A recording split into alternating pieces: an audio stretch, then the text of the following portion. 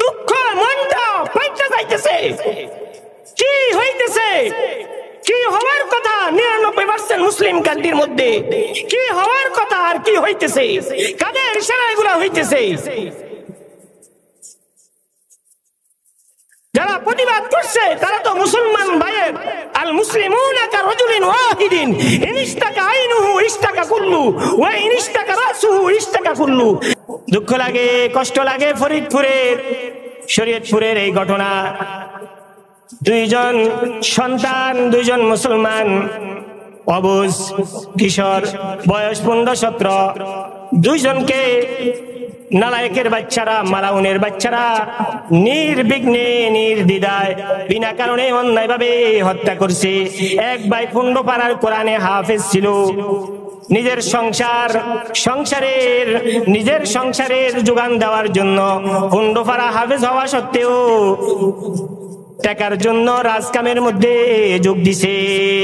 মালাউনের বাচ্চারা তারা চিন্তাও করে নাই, নির্দ্বিধায় ছোট ছোট দুইটা মাসুম বাচ্চাকে তারা হত্যা করে ফেলছে।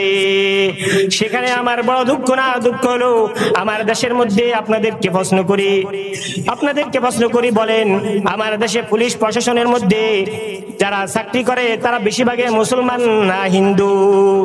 এই আপনারা কি ডরান? বলেন, যারা পুলিশ প্রশাসনে চাকরি করে এরা বেশিরভাগে মুসলমান না হিন্দু? এই আওয়াজ করেন, আওয়াজ করতে বলে আটকে রাখবো। বলেন, এরা মুসলমান না হিন্দু? আর্মিতে যারা চাকরি করে এরা বেশিরভাগে মুসলমান না হিন্দু? র্যাবের মধ্যে যারা চাকরি করে এরা বেশিরভাগে মুসলমান না হিন্দু? বিজিবির মধ্যে যারা বেশিরভাগে চাকরি করে এরা মুসলমান না হিন্দু? মুসলমান। সন্দেহ আছে? কোনো সন্দেহ নাই। এরা বাংলাদেশের 99% মুসলমানের ট্যাক্সের টাকার মাধ্যমে এদের বেতন দেওয়া হয়, তাতেও কোনো সন্দেহ নাই। অথচ দুঃখ লাগে, তুই মুসলমানের সন্তানকে হত্যা করার পরে প্রতিবাদে যারা গেছে তাদেরকে আমার মুসলমান ভাইগুলা আবার নির্বিঘ্নে গুলি চালাইছে। দুঃখ মনটা পাইতে যাইতেছে।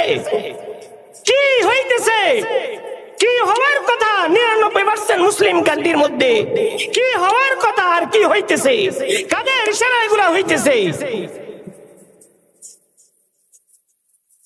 যারা প্রতিবাদ করছে তারা তো মুসলমান ভাইয়ের। আল মুসলিমুনা কারাজুলিন ওয়াহিদিন ইনিশতাকা আইনুহু ইশতাকা কুল্লু ওয়া ইনিশতাকা রাসুহু ইশতাকা কুল্লু। একটা দেহের মতো রাসূল বলেন, সমস্ত মুসলমান হলো একটা বডি। যেমন এক মুসলমানের ব্যথা পাইলে অন্য মুসলমানও ব্যথায় আগিয়ে আসবে। আমার এটাই আফসোস লাগে যে আমার ভাইয়েরা হত্যা হয়েছে।